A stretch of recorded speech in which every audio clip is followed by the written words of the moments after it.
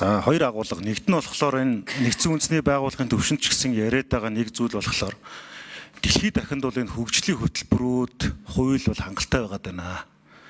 Гагцхүү үнийг одоо хэрэгжүүлэх буюу implementation хийдэг байдал хамгийн чухал байна гэж. Манай улсад ч гэсэн маш олон төрлийн хуулиуд байгаад байдаг. Өнөөдөр бид нар цаасан дээр аюул гой хуулиуд бичдэг хэрнээ яг бодит амьдрал дээр хувь хүний дур зориг субъектив хандлага тэн дээр нь гიშгэлэл яваад байгаа. Бид энийг ингээд хажиглаад харж байгаа.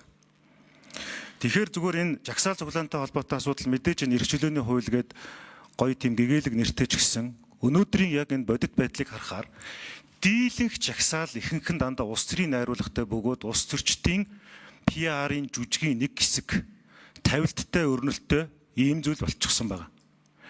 Яг одоо жишээлбэл залуучууд органикаараа буюу одоо өөрсдийн итгэл үнэмшлээр талбай дээр гараад юм хийхгүйт нь түрүүн одоо номин чимэг гишүүний хилдэг шиг булаалгах буюу тэнд нь улс төрийн өрсөлдөгч нар тэр тайзыг авах ийм л зүйл болчиход байгаа маа.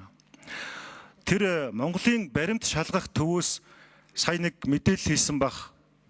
Энэ MFCCC гэмээр гэдэг энэ Монголын баримт шалгах төвийн вебсайт байгаа.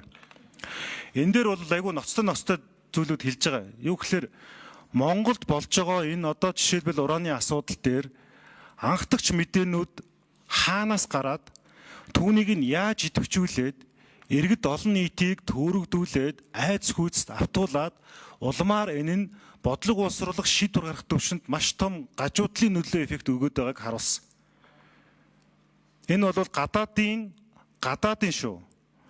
Нэг улсын зохион байгуулалттай үйл ажиллагаа байна гэдгийг энэ баримт шалгах төвөөс хэвлэлийн хурал хийгээд зарлаад байгаа.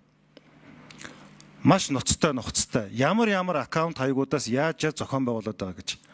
Тэгэхээр одоо энэ талбай дээр ч байна, хаанч байна болж байгаа энэ жагсаал цуглаануудын дийлэнх нь бол энэ төрлийн төрөний энэ хоёр гишүүний хилдэг шиг мэрэгжлийн жагсагчд бөгөөд тэдгээр нь одоо тэгээд цаагаараа ямар гэрээ контракт байдгийг ингээд нэг хийдэг болцсон. Монголд байгаа хөгжлийн сайн сайхан зүйл рүү хар будаг цацдаг, хүний нэр төр алдар хүндэд ирээ цээргүй халддаг, бие махбодод нь халддаг ийм зүйл тогтол болцсон байгаа. Тэгэхээр нэг талдаа бид нар нөгөө жагсаал цуглаан зохион байгуулах эрх чөлөөний асуудал ярьж байгаа ч гэсэн нөгөө талдаа бас яг ингээд бусдын эрхийг ноцтойгоор халдна гэдэг нь өөрөө эрх чөлөө биш шүү гэдэг ойлголтыг бас өгөх хэрэгтэй. Энд чинь өөрөө эрх зүйт нийгэм гэдэг чинь бол хуульт нийгэм гэсэн үг шүү дээ. Тэр энийг ингээд хамт давхар өгч яваач. Тэр утгаар түрүүн сайдаас асуугаад байдаг нь тэр иргэдийн санаа бодол ямар байсан юм бэ? Тэрийг яаж тусгасан юм бэ гэдэг асуулт байсан шүү. За тэгээд төгсгөлд нь хэлэхэд бол тэр симуляцийг бол их сайн хийгээгүй гэж ойлголоо. Тэр энэ дэр ч гэсэн хууль зүйн дотоод хэргийн яам болон холбогдох газрууд бас энэ симуляц хиймээр байгаа юм. Бид энэ эдийн засгийн асуудал дээр мөн одоо энэ хуулийн хэрэгжилтийн асуудал дээр симуляцуудыг сайн хийдэг баймаар байгаа маа. Өөрөөр хэлбэл нөгөө хэмжиж чадвал хянаж чадвал удирдах чадна гихчээр бид ямар асуудал бэрхшээлийг ямар зарчмаар, ямар механизмаар шийдвэрлээд улмаар ямар бэрхшээлүүдийг бид нар засах гээд байгаа вэ гэсэн хэм хэмжээний тухай яригадаад байгаа шүү дээ.